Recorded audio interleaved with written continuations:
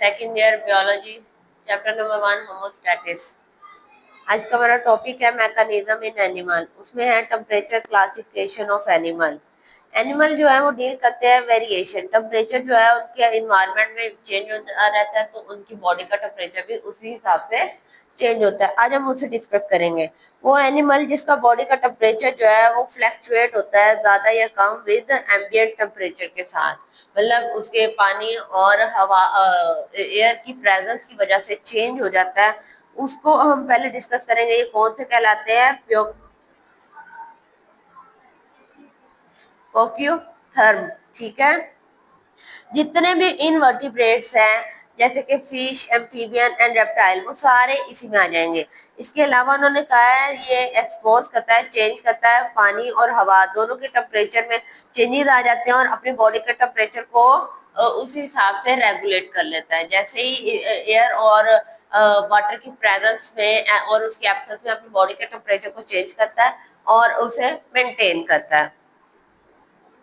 होमोथर्म, इसमें बर्ड्स और मैमल्स आ जाते हैं।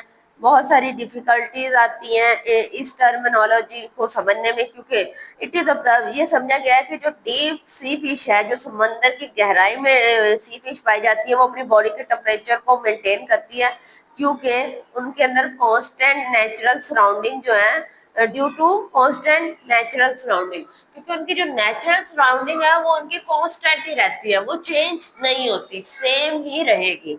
ठीक है। लीजर्ड जो है रेगुलेट देयर बॉडी टेम्परेचर, जैसे लीजर्ड है वो अपनी बॉडी का टेम्परेचर रेगुलेट करती है। इन कंट्रास्ट वेरियस, इसके साथ उन्होंने कहा बहुत सारे बर्ड्स और मैमल्स हैं वो भी अपनी बॉडी के टेम्परेचर को ऐसे ही वेरी करते हैं या मेंटेन करते हैं, चेंज करते हैं।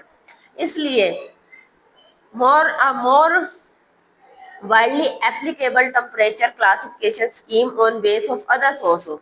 ये तो हमने डिस्कस कर लिया कि ये इन दो तरह के होते हैं। ठीक है। एक जिसका बॉडी का टेम्परेचर चेंज होता है टेम्परेचर के लिहाज से, एक जो अपने बॉडी के टेम्परेचर को वही सेम रखते हैं, अपनी सराउंडिंग के लिहाज से चेंज नहीं रखते करते, कांस्टेंट रहते हैं। अब इसी बेसिस पे हमने इसे 3 क्लासेस में डिवाइड किया है, एक्टोथर्म, एंडोथर्म एंड हेट्रोथर्म।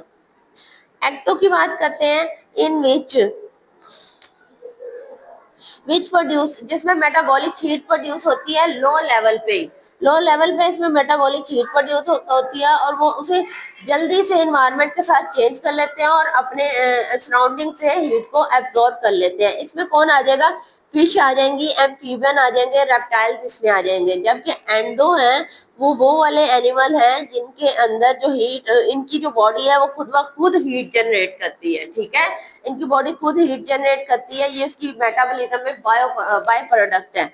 एंडो है तो एंडो मीन इनसाइड, उसके अंदर ही हीट प्रोड्यूस हो जाती है। जब उसमें मेटाबॉलिज्म होता है तो उसके नतीजे में उन्हें हीट की प्रोडक्शन होती है, फिश और फ्लाइंग इंसेक्ट। जबकि एक्टो में जो है उसमें वो उनके जो मेटाबॉलिक है वो लो करती है और ये एक्सचेंज कर लेते हैं, जल्दी से एक्सचेंज करते हैं अपने सराउंडिंग, अपने एनवायरनमेंट से, और हीट को बाहर से एब्जॉर्ब करते हैं। हेट्रोथर्म ये थर्ड कैटेगरी है। ये वो वाले एनिमल हैं जो capable of varying degree of endothermic heat production but generally do not regulate their body temperature within a narrow range. ये वो है जो जिनकी जो बॉडी का टेम्परेचर है वो चेंज हो जाता है, लेकिन वो उसे रेगुलेट नहीं कर पाते, अपनी बॉडी के साथ उसे मैच नहीं कर पाते, मतलब वो एडजस्ट नहीं कर पाते। जैसे कि बैड किसे कहते हैं? चमगादड़ को। ठीक है। आज के लिए काफी है। अल्लाह हाफिज।